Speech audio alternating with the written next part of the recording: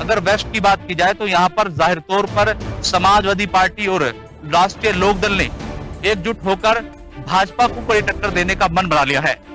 क्योंकि अब बात राजनीति की हो रही है तो जरा एक बार फिर से यूपी की बात भी कर ही लेते हैं। 2022 में होने वाले विधानसभा चुनाव को लेकर भारतीय जनता पार्टी के यूपी के सांसदों की बैठक दिल्ली में चल रही है। ये रिपोर्ट देखिए।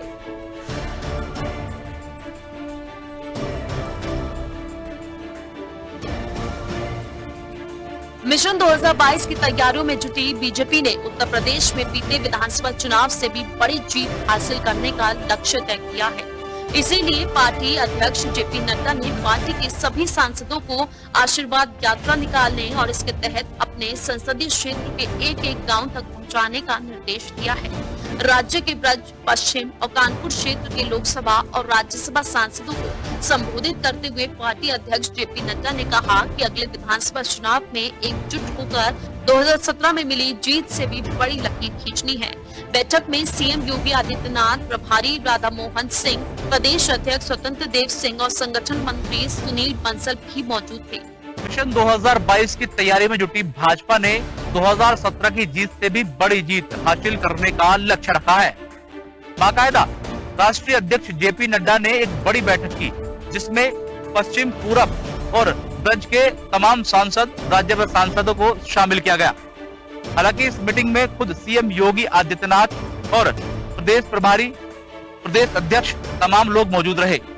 जेपी नड्डा ने सभी को निर्देशित किया कि सभी लोग अपने अपने क्षेत्रों में जाएं, एक एक गांव तक पहुंचे और भाजपा की योजनाओं को बताएं, भाजपा के बारे में बताएं।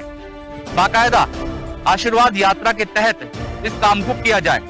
हालांकि जेपी नड्डा ने साफ कहा है कि 2017 के विधानसभा चुनाव से भी बड़ी जीत का जो लक्ष्य है वो रखा गया है। बड़ी जीत यहाँ पर उसकी लकीर खींची जाएगी और सभी लोगों को एक्टिव करने की बात कही गई। हालांकि भाजपा का जो कॉन्फिडेंस लेवल है वो काफी बढ़ा हुआ है और उसी के चलते 2017 की जीत से भी बड़ी जीत का दावा यहाँ पर भाजपा पेश कर रही है। हालांकि दूसरी तरफ अगर बात की जाए ऑपोजिट की, तो विपक्ष की पार्टियों ने भी पूरी कमर कस ली है। जहां बहुजन समाज पार्टी ने दलितों के साथ साथ ब्राह्मणों को रिझाना शुरू कर दिया है और पूरब में ब्राह्मणों के साथ एक बड़ी बैठक करने की भी तैयारी चल रही है। हालांकि उधर अगर वेस्ट की बात की जाए तो यहाँ पर जाहिर तौर पर समाजवादी पार्टी और राष्ट्रीय लोकदल ने एकजुट होकर भाजपा को कड़ी टक्कर देने का मन बना लिया है।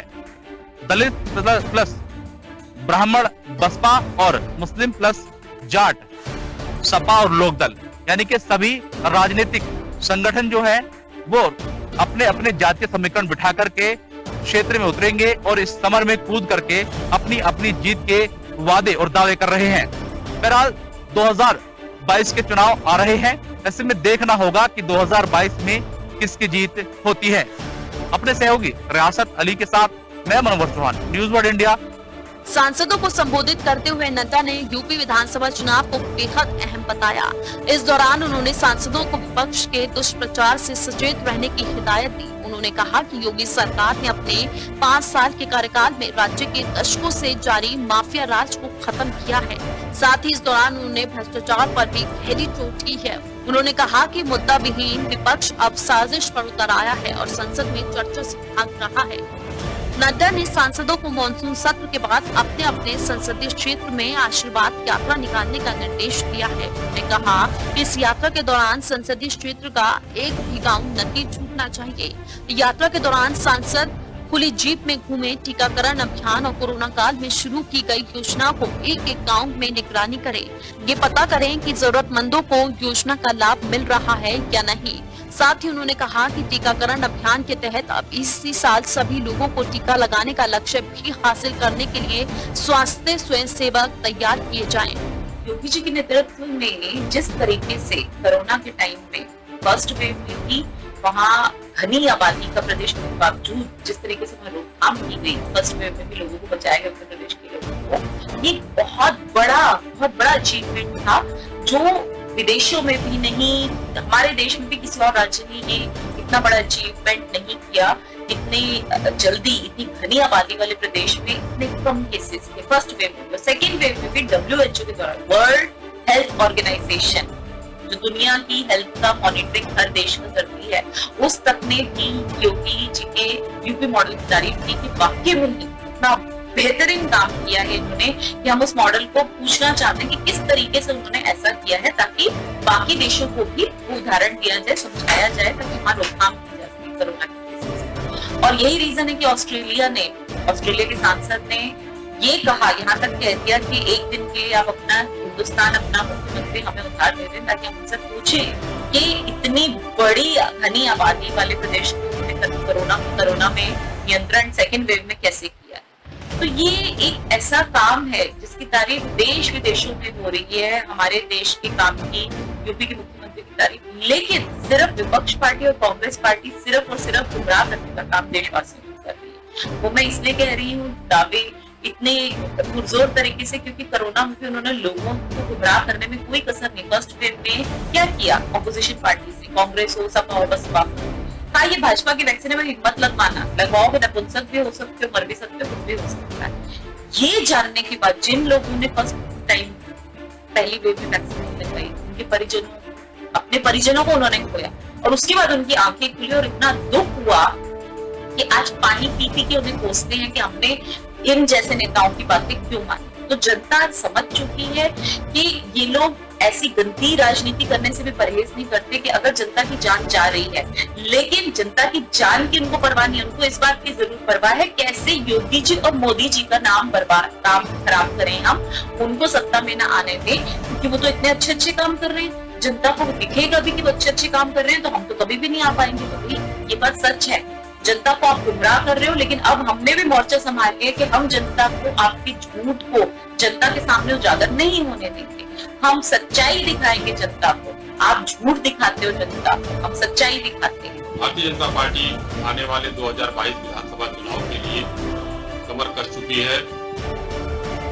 उसी के अंतर्गत माननीय सांसद जो दिल्ली में इस समय सदन चलने के कारण सब लोग वहां हैं, उत्तर प्रदेश के सभी सांसदों की मीटिंग माननीय राष्ट्रीय अध्यक्ष जी के नेतृत्व में संपन्न हो रही है, और उनको एक काम दिया जा रहा है कि जो अपने अपने संसदीय क्षेत्रों में जाएं, वहां टीकाकरण सुचारू रूप से चल रहा नहीं चल रहा उसकी देखें, वहां की जनता को क्या क्या लाभ पहुंचा है वो देखें, क्या नहीं पहुंचा है वो देखें, सारी चीजों को, क्योंकि 23 करोड़ जनता के लिए उत्तर प्रदेश सरकार माननीय योगी आदित्यनाथ जी के नेतृत्व में कृत संकल्पित है कि पार्टी उनके लिए काम करेगी और उत्तर प्रदेश सरकार काम करेगी। स्वास्थ्य के विषय पर अगर हम आते हैं तो टीकाकरण इस समय उत्तर प्रदेश सबसे अव्वल दर्जे पर कर चुका है, और यहाँ पर टेस्ट, ट्रैक और ट्रीट तीनों बहुत बढ़िया तरीके से किया गया। तो आज 23 करोड़ की जनसंख्या में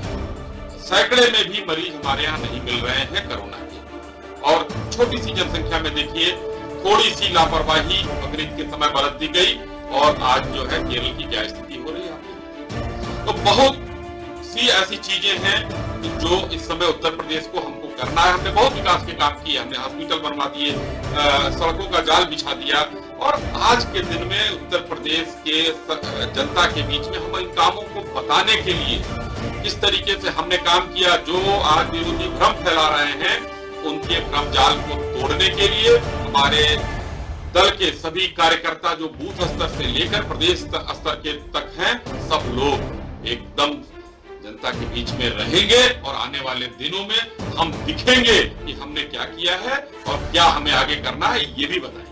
बैठक में सांसदों से कहा गया है कि वो अपने संसदीय क्षेत्र से जुड़ी विधानसभा सीटों पर जीत सुनिश्चित करने का दायित्व लें। इसके लिए मानसून सत्र के बाद अपने अपने क्षेत्र में जुट जाएं और योगी और मोदी सरकार की उपलब्धियों का प्रचार करें। खास तौर पर टीकाकरण अभियान और कोरोना काल में मोदी और राज्य की ओर से शुरू की गई योजनाओं की निगरानी करें। बता दें, कल 3 क्षेत्रों के बाद आज बाकी बचे 3 क्षेत्रों के सांसदों के साथ बैठक होगी। इस बैठक में अवध, काशी और गोरखपुर के सांसद शिरकत करेंगे। बैठक में नड्डा, योगी आदित्यनाथ, राधा मोहन, स्वतंत्र देव और सुनील बंसल मौजूद रहेंगे। बैठक में सांसदों की राय और उनके क्षेत्रों से जुड़ी समस्याओं की भी जानकारी ली जाएगी। साथ ही सांसदों से फीडबैक भी लिया जाएगा। ये राज्यवार सांसदों की होने वाली रूटीन बैठक है और अब तक बिहार, झारखंड समेत कुछ राज्यों के सांसदों की बैठक हुई है। इसी क्रम में बुधवार और बृहस्पतिवार को उत्तर प्रदेश के सांसदों की बैठक चल रही है। बैठक में राज्य से जुड़े सभी विषयों पर चर्चा होगी। बता दें, बैठक में शामिल होने के बाद योगी दिल्ली से बागपत का दौरा भी करेंगे। वहां जिला अस्पताल का निरीक्षण करने के बाद कार्यकर्ताओं के साथ भी वहां वो बैठक करेंगे। Bureau report, news world India. इसी के साथ 4 का चक्रू में आज के लिए बस इतना ही। कल फिर हाजिर होंगे किसी नए मुद्दे के साथ। आप देखते रहिए न्यूज़ वर्ल्ड इंडिया।